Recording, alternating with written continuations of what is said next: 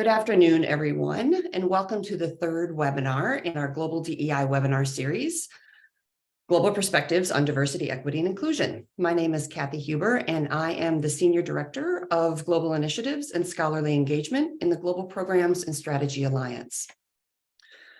I begin today with an acknowledgement that the land I and many of you stand on today is located on traditional, ancestral, and contemporary lands of the Dakota people. Wherever you find yourself at this moment, whether you are in Crookston, Duluth, Morris, Rochester, the Twin Cities, elsewhere in the United States, or in the world, I invite each of you to reflect on and acknowledge the peoples on whose land you live, work, and learn. Acknowledging the land and our history in this place is an offering of solidarity with and respect for the Native nations and peoples who were here before us, are here now, and will continue to be here in the future. Today's webinar is part of the Global Diversity, Equity, and Inclusion Initiative launched by the GPS Alliance in partnership with many others across the University of Minnesota system. For some of you, this is the first time you are hearing about this initiative, so let me quickly provide you with a bit more context.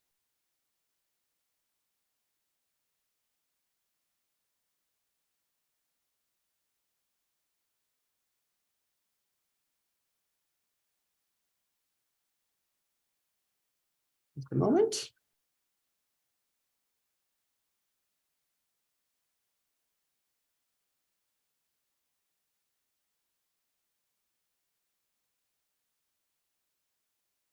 Historically, international education work was perceived to operate separately from diversity and equity work. International education focused on sending U.S. students abroad, bringing international student and faculty to the U.S., and generally building bridges across countries and cultures. DEI practitioners, on the other hand, are perceived to focus more on social justice and inclusion efforts, but within the borders of the United States. In recent years, however, and especially during the global COVID-19 pandemic and the racial reckoning during the summer of 2020, there's been an increased emphasis on the intersection between the goals of increasing intercultural understanding through global education and the goals to create a culture of belonging in our communities. The Global DEI initiative seeks to do a number of things. First, we seek to engage and educate the University of Minnesota community about the intersection of DEI and international education. This is about raising awareness, and webinars such as the ones that we're presenting as part of the series are part of that building awareness. But we also seek to deepen understanding and through that awareness to build a foundation on which we can begin to build and enhance our intercultural skills. The initiative seeks to generate dialogue about diversity and inclusion through a global and intercultural lens, and understand how this lens enhances and contributes to DEI work overall. The initiative seeks to explore notions of diversity across and within cultures. What does diversity mean from a Japanese context, or from a Saudi Arabian context, or a Kazakh context, as you'll hear from our panelists today? And what does this difference in definitions mean to our students who might be traveling to different countries around the world, or to international students, scholars, or faculty who are coming to the University of Minnesota? And finally, we hope to facilitate conversations about identity and intersectionality within a global context. Our panelists today will address some of these goals, and I'd like to introduce them. Today, we have with us Rawan Al-Ghatani. Rawan was born and raised in Saudi Arabia and is an undergraduate student studying human resources development in the Department of Organizational Leadership, Policy and Development and Global Studies in the Department of Institute for Global Studies at the University of Minnesota on the Twin Cities campus. Rawan has been involved with many organizations and programs to enhance the representation of international students within the university community, including serving as a mentor and marketing communicator for the International Buddy Program in the International Student and Scholar Services Office, which seeks to build connections between current students and new international students as they transition to campus. Rawan is committed to listening to the concerns of international students and serves as a facilitator for the International Student Advisory Board. Rawan has facilitated ISSS's cross-cultural discussion groups where domestic and international students come together for conversations about their experiences. Rawan has also helped departments include the voices of Middle Eastern students through media productions and materials. Welcome to you, Rawan. Our second panelist is Dr. Aliya Kuzhabekova. She was born and raised in Kazakhstan, obtained degrees at 2 US universities, and now lives and works in Canada. She is assistant professor in leadership, policy, and governance in the Workland School of Education at the University of Calgary. Dr. Kuzhabekova, has extensive experience as a faculty member, administrator, and scholar in international and Canadian contexts. She received master's degrees in applied linguistics and in higher education leadership from the University of North Dakota, and her PhD in higher education policy and administration from the University of Minnesota. She is a recognized scholar in international education and higher education reform in post-Soviet Central Asia, and has produced a number of publications on topics such as research capacity building in higher education, internationalization and international mobility, and gender equity issues in higher education. Prior to her current position at the University of Calgary, she worked at Nazarbayev University in Kazakhstan and at Carleton University and the University of Ottawa in Canada. Aliya has supervised over 30 graduate students and managed numerous research projects, including grants from the Ministry of Education of Kazakhstan, Norwegian Institute for International Affairs, and Social Sciences and Humanities Research Council of Canada. Aliya's research and teaching are based on her diverse administrative experience in higher education settings, including experience as an executive assistant to university presidents of 2 international universities in Kazakhstan, leadership positions on university committees, and service as a member of the National Research Council in the area of education in Kazakhstan. Aliya is an active member of the Comparative and International Education Society, currently contributing in the role of senior co-chair of the Eurasia Special Interest Group. Welcome, Aliya. So we will start today. First, I'm delighted to have both of you here today. And as we have in our past webinars, we'd like to have you each start our discussion today with talking about how diversity and equity and inclusion are defined and talked about in each of your home countries, so in Kazakhstan and Saudi Arabia. For the second half of the webinar, we'll ask each of you to share your perspectives on one aspect of diversity, on gender, and specifically to discuss how the interpretation of gender has impacted women's roles and responsibilities in your respective home countries and how that's translated to your experiences outside of your home countries. And a note to our webinar participants, we have allotted 15 minutes at the end of the webinar for questions. If you have a question for either of our panelists, please feel free to type it in using the Q&A function at the bottom of your screen, not the chat function, but the Q&A function at any time throughout the webinar. And we'll gather those questions and ask them during the allotted time at the end. And please just note if your question is for one of our panelists or for both of them. So Rawan, let's start with you. Can you please start with sharing how diversity is defined in Saudi Arabia? How do Saudi Arabians talk about diversity, equity, and inclusion, if at all? And what are some of the current hot topics related to DEI in Saudi Arabia? All righty, thank you, Kathy. So first of all, diversity has its own definition depending on the context and region it is within and placed in. In Saudi Arabia, knowing that it is mainly driven by Islam, it is a responsibility upon all of its citizens to be encouraged and to get to know one another and other nations, as it was really encouraged since the creator, Allah, who's God, made us all different for one reason, which is to unite over our similarities by having the first step of talking. With that being said, and therefore, the context of diversity is rarely talked about because it's commonly practiced without bringing the topic itself. And Saudi Arabia is a really melting pot of many different culture and traditions from people of different ethnicities and background. For instance, the place where I came from, born and raised in Jeddah, the western part of Saudi Arabia, topic of race was not even talked about or was rarely mentioned negatively at all, if even talked about. And the only thing that we would bring on when it came to ethnicities is whose food is better, and whose traditional clothing looks better. Not in a bad way, but it was more of a competitive, way of having a conversation. Else, it was never talked about badly, but it was a really big taboo, Islamically and traditionally, within all parts to judge or treat someone differently because of their color or gender. Not to say that they're not ways or people that don't do it, but as we're all humans, we make mistakes.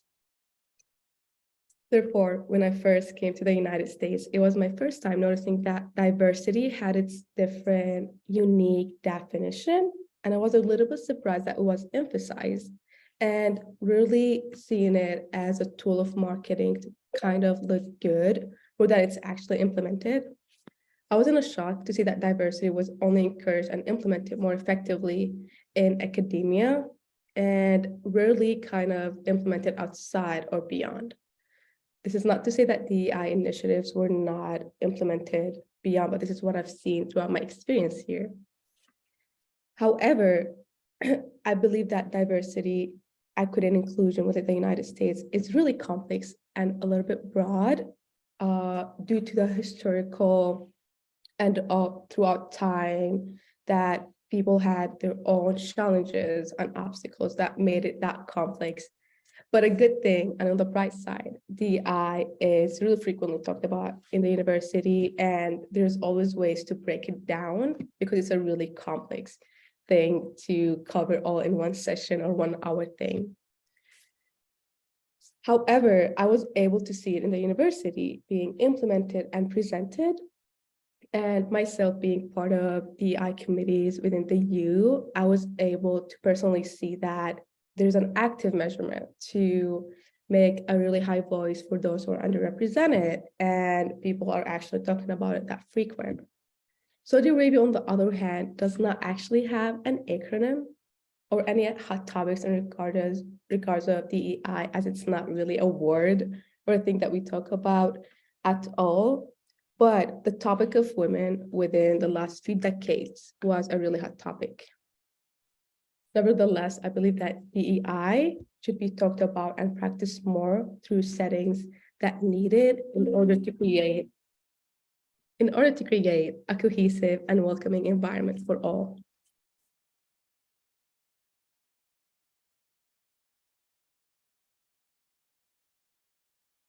Thank you very much for that, Rowan. I appreciate you sharing that to get us started.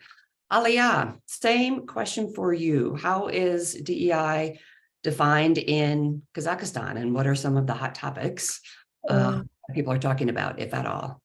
Okay, so before I start to talk about equity, diversity, and inclusion, I wanted to contextualize for you what Kazakhstan is. It's not a particularly known country in the world.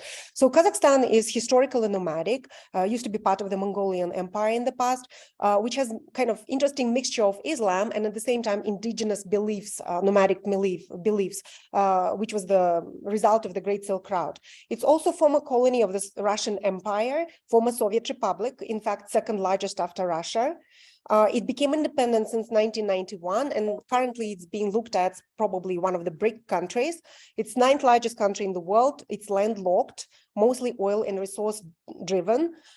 It's the home of 100 nationalities, which is the result of the policy of relocation of certain peoples within the Soviet Union that was implemented by Stalin, as well as the result of evacuation of some ethnicities during the Second World War. So lots of the people from the Western part of the country were moved to Kazakhstan and Central Asia. As a result, we became highly multi-ethnic.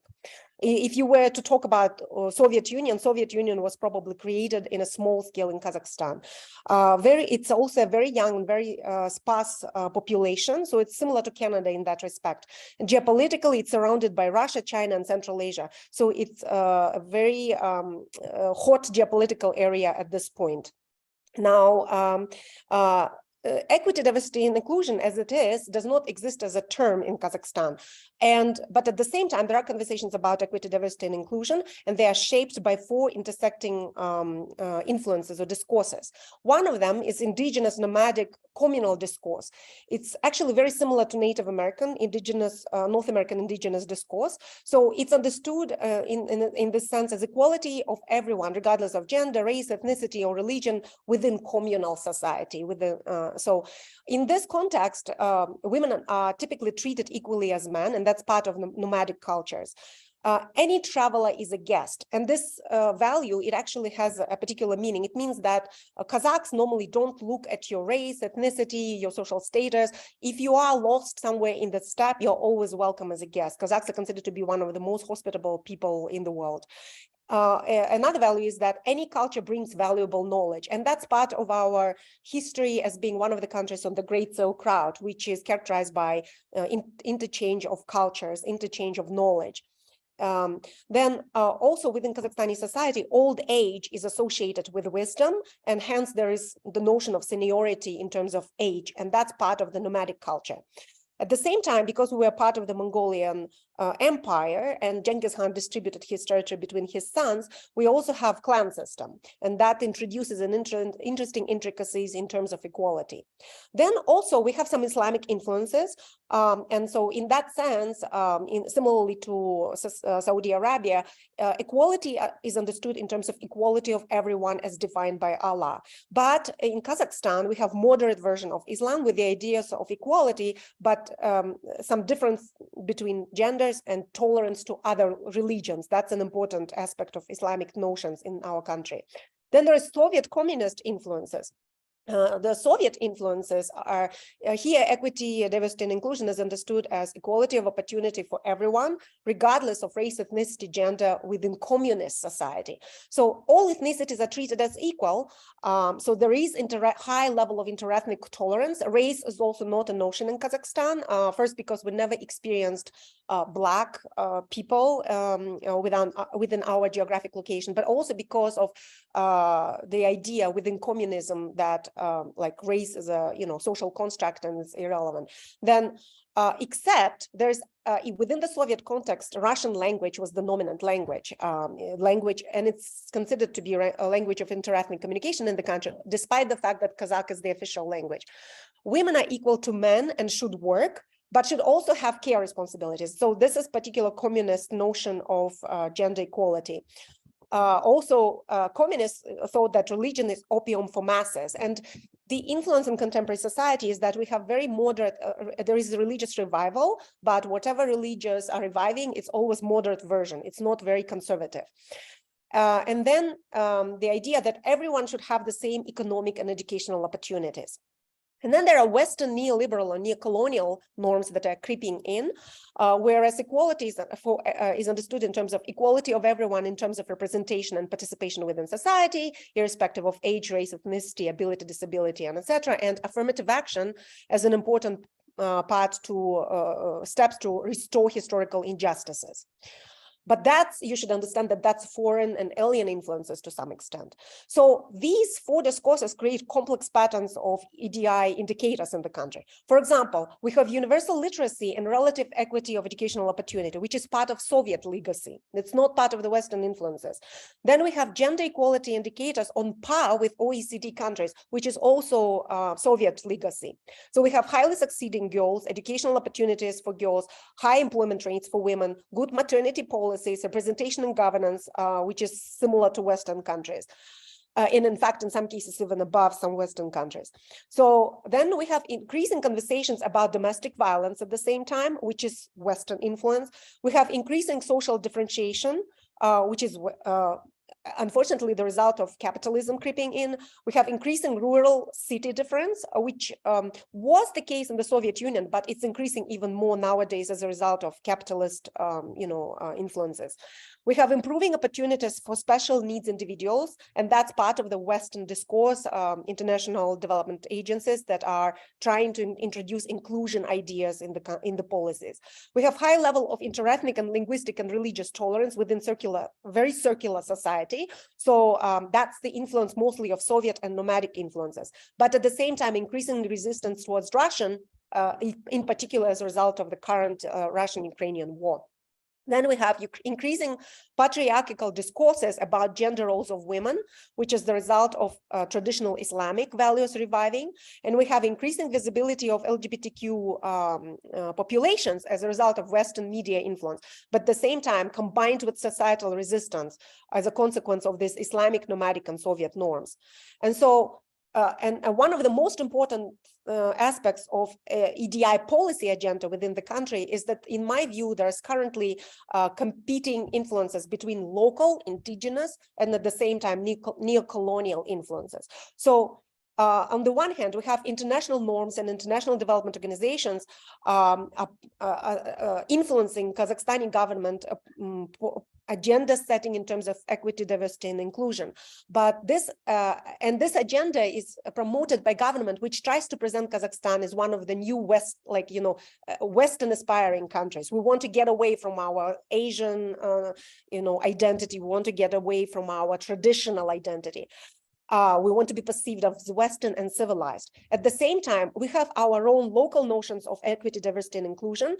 And I represented it with this picture here. Within our own culture, we always have this notion that when everybody is around the table having food, and the table is actually round in Kazakhstan, so everybody is equal. We don't look at the ethnicity, race, gender. It doesn't matter really within our own culture. And so in that sense, we have the Western influence where equity, diversity, and inclusion, from my own observations, is typically understood in terms of problematization, like it's a problematization approach, problematizing a position of groups and classes. And on the other hand, we have our own local notion, which is more like peacemaking, harmonization, and celebratory approach, where we tend to not to focus on past mistakes. We tend to focus on celebration of common achievements and celebration of unique contribution to society. And so there's also the difference between local notions of we build strengths from within, like growing indigenous research capacity, growing indigenous knowledge capacity, versus being perceived increasingly by the West as the country which lacks lots of different capacities by the Westerners.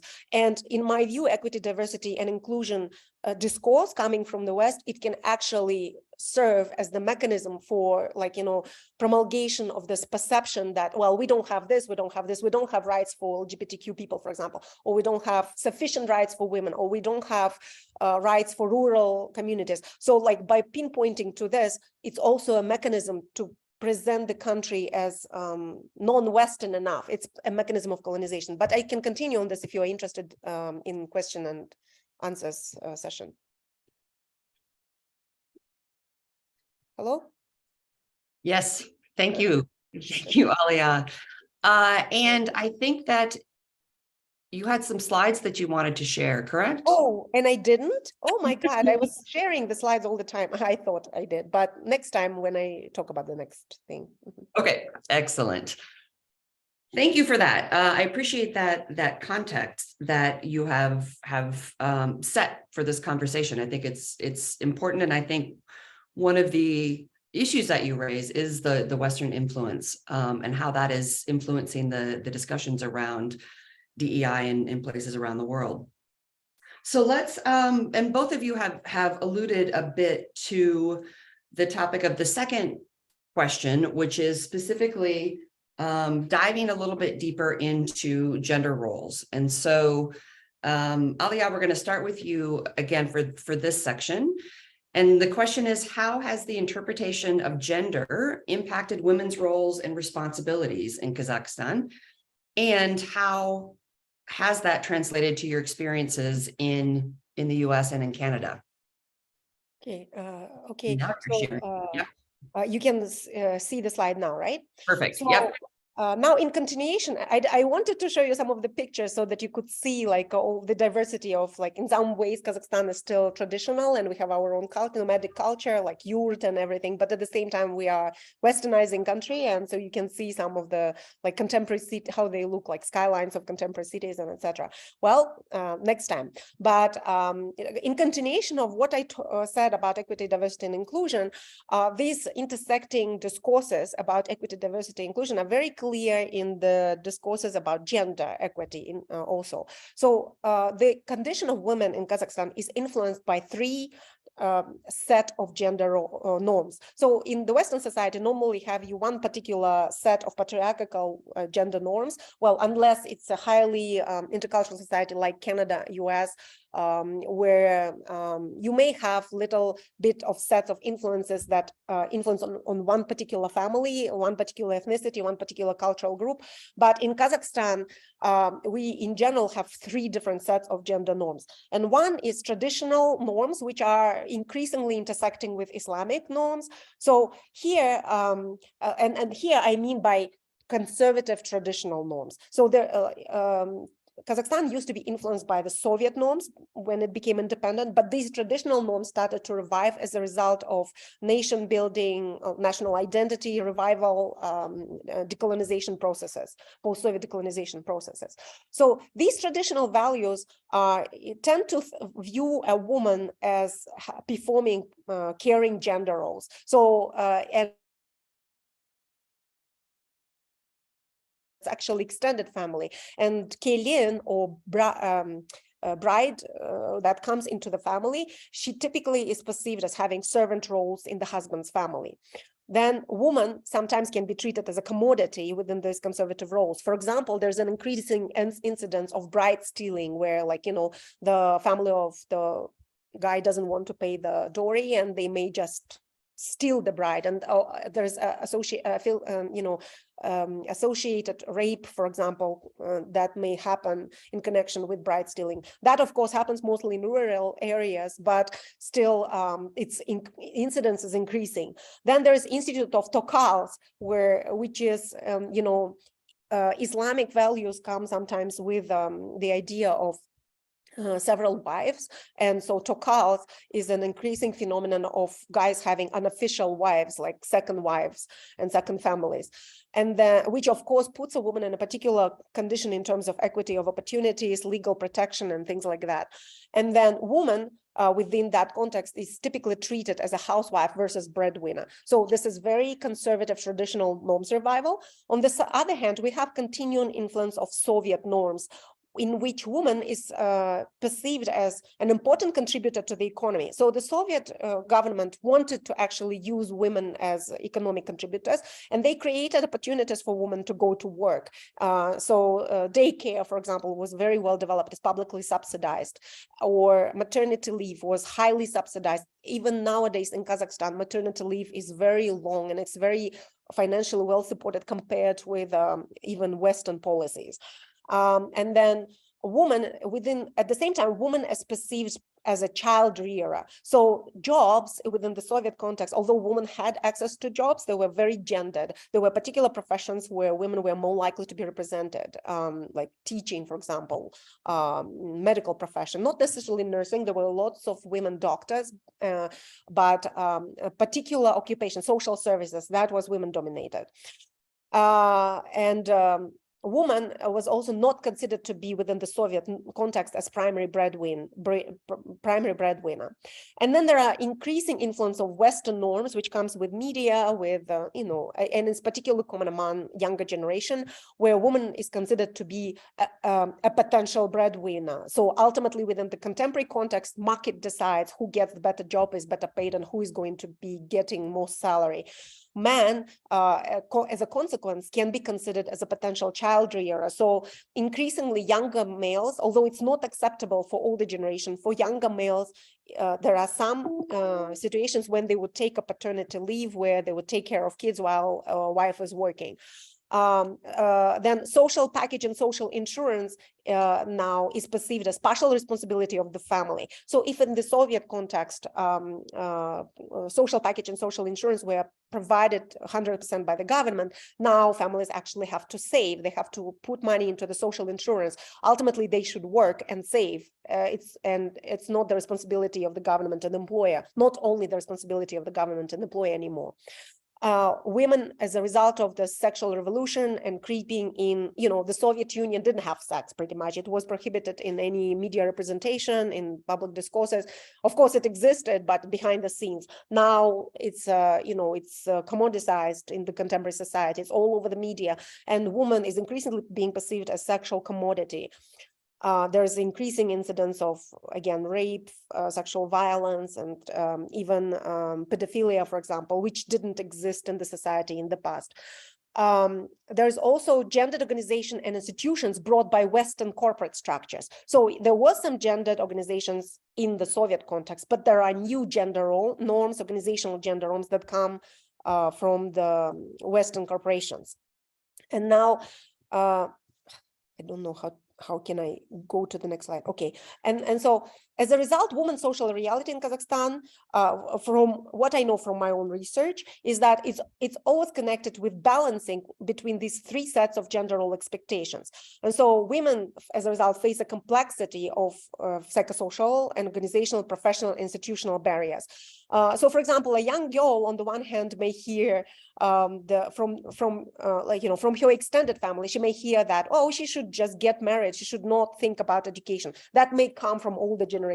At the same time, from her parents who were raised in the Soviet Union, she may hear that it's okay for her to do math. It's okay for her to go into STEM, and she should work. She should focus on her career and jobs. At the same time, from the Western discourse, she may hear increasing ideas that she should take care of her body. She should look beautiful, and she should, not everything is defined by her education. She should also take care of other things like her appearance, and because she's commodified.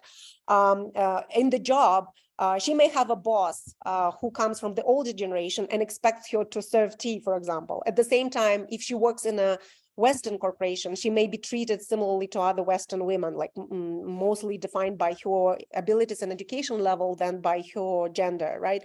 Or if she works in an educational organization, which may still be highly influenced by, most of the faculty members being Soviet trained, she may still face the reality where she may have opportunities for promotion, she may have opportunities for growth, but to a certain point, because there's still Soviet influences where male is being perceived as the leader at the top levels, and she cannot advance in that sense. And so within institutional barriers, for example, as a result of revival of the traditional clan system, there is an increasing influence of informal networks where women cannot get, in addition to this gendered organization, psychosocial barriers, she may face such barriers as, if she's not part of a particular clan, if she's not part of a particular political group, she may not get advancement because it's difficult for her to get into that social network with all of the pressures she may have in the family, with the barriers she may face as a woman. And so the main mode of survival for women is then ultimately performativity, playing different roles, turning different face to different people. And when I interview people, they often show this different identity. She may work in a Western bank, and at work she may act like a complete Westerner. But then if your boss is from older generation, at a meeting which is full of males, she may be asked to go and turn on a kettle and bring tea for everyone. And then she comes back and she forgets about her Western identity or any sort of equality, and she may serve tea to her mother-in-law and take care of kids and serve her husband. And now, do I still have time? Now, if I look from my own personal perspective, I think I have experienced this complexity of intersecting gender roles as a result of travel from, I'm a product of three cultures because I got all of my higher education in the United States, most of it. I got some in Kazakhstan, but most of it was in the United States. Then I worked and I was born, was raised in Kazakhstan, and I'm currently in Canada. So I moved from culture to culture, and depending on the country, depending on the context, I actually was treated differently as a woman. I'm not going to focus as much on the US, but in Kazakhstan, because I worked at a highly internationalized Western institution, where most of the faculty members were Westerners, but I was a local woman. At times, I did face some different treatments. I thought that, like, for example, to give you a simple example, when I came, I was actually trained as a mixed methods researcher. And in fact, most of my coursework was in statistics, but there were two other males that joined the university together with me, both of whom were trained also as statisticians. So I have never been given a chance to teach statistics. I was immediately put into the box of a qualitative researcher, although I have taken very limited number of courses on qualitative methods. So even as a scholar, there's a particular gendered treatment of who is supposed to do quantitative research, who is supposed to do qualitative research, and that's within Western organization. And at the meetings, for example, I could clearly see the difference in treatment between Western white male or Western trained male or foreign male and myself as a local Kazakh ethnic faculty member. And that's despite of the fact that we were all trained in Western institutions. I still wasn't treated quite the same, quite equally. And so then, but at the same time, within my own society, I was a political majority because I was highly educated, ethnically Kazakh individual. Of course, I was minoritized in terms that I was a woman, but I worked at one of the best institutions in the country where the salaries were the highest in the nation. So within my own society, outside that institution, I was definitely a majority within that particular institution. And that's why I talk about this newly colonial influences, which affect indigenous scholars, which affect women in particular, or minorities in particular, where for some reason Western scholars, and interestingly, sometimes these Western scholars can be even Black. So somebody coming from the West, but who would be considered minority within the Western context, when they come to our society, they may be actually perceived as being above somebody who is local and may look white or Asian. At the same time, at the same institution, a white faculty member, female faculty member may be perceived still as a little bit above somebody who is Black. So this particular institution created interesting context and dynamics. And now I relocate to Canada, and there's another interesting dynamics where, as an immigrant within the Canadian discourse, despite the fact that I got a degree in the United States, my whole education was zeroed out. Like, it doesn't mean anything anymore. And the fact that I worked in non-Western context, it devalued lots of my experiences and lots of my education. And I almost had to start from scratch. So in fact, I was an associate professor when I left that Western style institution, which is like world-class in university in Kazakhstan. When I came to Canada, I'm starting from zero now as an assistant professor, and that's having 7 years of experience, many publications, many grants, and a degree from University of Minnesota. I'm still not perceived as quite the same as Canadians, but there's of course comes another issue with academic opportunities in the contemporary academic job market, which devalues you a lot, but. Again, I can continue in questions and answers session to talk more about this. Thank you very much for that, Alia. I think you've done a wonderful job with highlighting the complexities with the historical context of Kazakhstan, with the history with the Soviet influence, and then also the Western influence, and also highlighting what it means when you have these intersecting identities and how that's playing out for you. So thank you for that. Rowan, could you please talk to the same question? So how has the interpretation of gender impacted women's roles and responsibilities in Saudi Arabia, and how has that translated into your experiences outside of Saudi Arabia? Definitely. Thank you for handing it over to me. So when it comes to the interpretations of gender and how has impacted Saudi Arabian women's roles and responsibilities to a great extent. So looking back at the history, throughout the history of Saudi Arabia, it has gone through changes in comparison to old Arabia. And when we come to compare it to the current foundation of the kingdom, it is still really debatable, depending on who you talk to, on how hard or easy women's lives were in the past. But the common theme that everyone could agree on that Islam has made it better, starting by giving women and females a respectful position as being the treasure and source of society by being the holistic and second part that completes it.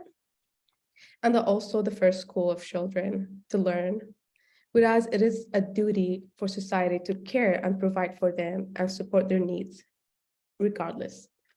As time moved on, there was many societal and traditional rules that took place, which in a really great sense made it really difficult and challenging for many women to excel. With that being said, there's like certain positions that were really common to be female dominated and encouraged for females to be only in, for example, a teacher or being a housewife and some sort of social workers positions. Not to say that all these rules made to be restraining, but a big factor of it was to protect. And it was a really common fear and dislike to know that a woman, that could be your daughter, sister, or mother, from the perspective of society, could be exposed to harassment, as this really appeared to be one of the biggest potential reasons that held women from achieving higher throughout time, which also could have been a wrong mixture of traditions and religion that made a really big, huge gray soft spot that people did not want to touch or walk on. However, with the new vision by the Crown Prince Mohammed bin Salman, that he proposed the Vision 2030, that was, I believe, proposed in the year of 2016, where there has been a massive development in women's involvement in leadership positions, especially in the recent years. But we could also go all the way back before that and see that there were numerous examples of outstanding female figures in Saudi Arabia, women who were artists, business owners, teachers, political figures, and successful home wives, because we don't discriminate, any positions is counted. And like moving currently about how one of the biggest examples that many Saudi young females take as a role model is Rima bint Bender. She is the first female to be an ambassador to Saudi Arabia. And we have also women in minister positions. We have Olympians, entrepreneurs who are all from Saudi Arabia, and they're all Saudi women. And just to say that, we're just saying it to break down the stereotypical image that have been mostly created by Westerns that was provided and portrayed in regular clickbait channels that we could name a lot, but we could just like leave it as this, about how Saudi Arabia is being within the realm of oil, rich, and royals. This is not to say that this is wrong, but this is not the majority. And I want to also say and mention a fun fact that US is actually the highest producing oil country, but why isn't it talked about the same way? Maybe it's media, we don't know, but it's a big factor too. Anyways, in Saudi Arabia, there has been also a lot of creative folks and females are taking place and leading, and some of them are right here talking to you guys, and who actually don't come from that luxurious background with oil firms in the back of their yards. This is also a stereotypical thing to say. With that all being said, I think it's a really perfect time to talk about a really exemplary and uninspiring example that is always talked about between my cousins and the grandchildren of the family. My great grandma, Allah yarhamha, may she rest in peace. During her time, all the way back in time, where Saudi Arabia was not that known. I think it wasn't even that pretty much inexistent, like people talk about it as they talk right now, where people really lived extreme simple lives. Some of them worked really hard to find just like a way to survive.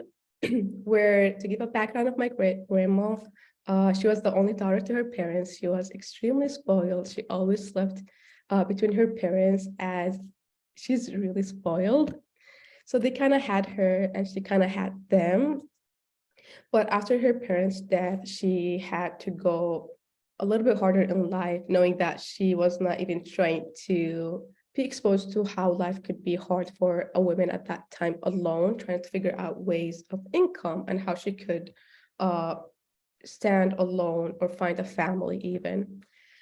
So she mostly worked alone for business and creating her own small business by traveling a lot. And when we talk about commuting during that time, it was mostly by foot, or, if you're lucky, you would find an animal such as a donkey or a horse, maybe sometimes a camel to do your commuting. So as a single woman through that time, and I believe at a point of her life, she overcame a hard divorce, and she became a single through a certain period of time. It was difficult for her to find someone to depend on, especially with a child.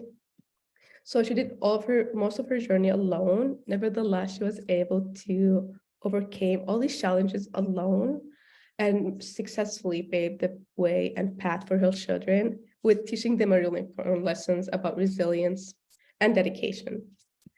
And I remember there was like a side story that my mom told me about my great grandma that she would laugh about. It's not really inclusive, but I'm going to share it because it's funny. So in her village, there would be kind of like a small festival where the youth of the village would come all together, men and women, and they're basically teenager to young adults, where they would dance rotationally in pairs. And she would laugh and say, oh, and if you were, the least attractive in either gender, you would kind of be left out. So you could have to force yourself to go inside of the circle to find a partner just to dance with rotationally. So that was really funny when she said it. And what could we say to kids at that time? However, the moral of the story that women throughout history, in any part of the world, in addition to Saudi Arabia, had their own challenges and successes. And yes, the interpretations of gender did play a factor in predetermining places and certain positions for women. And it was their duty to strongly determine what they want to do in life by having that strong will and determination to break any stereotypes or any difficult or hard obstacles by positively impacting how they see the world, and also impact their generation to thrive, to become better and pave the way to the next generations to come, which we saw, and which is what counts to our society and what we could tell them to do in order to develop. So when it comes to my personal experience and my personal perspective about how I carry these things with me, it really translates positively on many things that I do regularly and daily.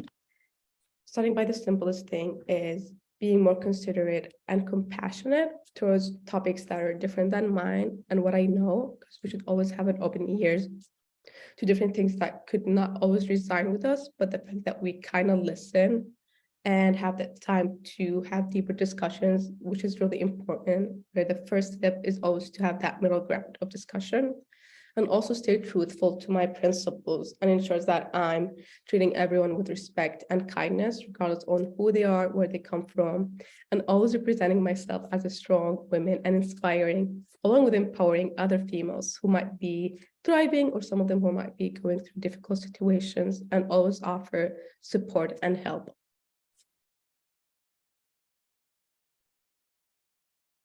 Thank you for that, Rowan. I really appreciate the story about your great-grandmother. My grandmother was a huge influence and a huge figure in my family's life. And so I always appreciate things like that. I'm curious, did you ever know her, or had she passed away by the time you were born? No, I actually met her when so I kind of had these occasional gatherings with her, with my family all coming until the age, I believe, of not long ago. I feel like when I was in high school, like early high school, when she kind of passed away. But I had the pleasure of meeting her and also talking to her. But she did not mention all of the stories, so I have to kind of pull it out from my grandma and my mom. Like, tell me more about my great grandma, please. Yeah, she was inspiring figures for everyone within the family. Very nice. Very nice. Okay, and so thank you both for that. I appreciate your remarks, and I now will open it up for questions from our webinar attendees. And Rawan and Aliyah, you can both turn on your cameras. And I have one question, since we're, you both focused on gender roles. You both spent significant time in the United States. And so one question is, can you share your perspectives on what we can learn in the US in the context of DEI and gender roles, what we can learn in the US from how gender is being discussed in your home countries and or vice versa? So what would you hope that the conversations that the US is having the impact it could have on your home country? So you could choose either or both in terms of what we could learn from each other. I could start off. So I think something that we could learn from today may be where the US, or anyone here could learn from when it comes to Saudi Arabian women, to eliminate any pre-assumptions that you would have that these females are oppressed, they don't have someone to talk for them, or like they're being limited. Instead, you could just, propose a question and say, hey, tell me a little bit about, what are some of your achievements? Because in regards to the position, we could have different skills, but putting that big assumption that, oh, you're from that place, where I'm pretty sure it's really difficult, because you cannot imagine the amount of times I would hear a person or a stranger saying, oh, it must be very difficult for you coming from that place. It's actually not. It is the most fulfilling experience I could ever have, even if I came here in the United States when I was younger. So just do not have that pre-assumptions, try to talk and find, a mutual topic to talk about. And you could be surprised even. Mm-hmm. Thank you. Aliyah?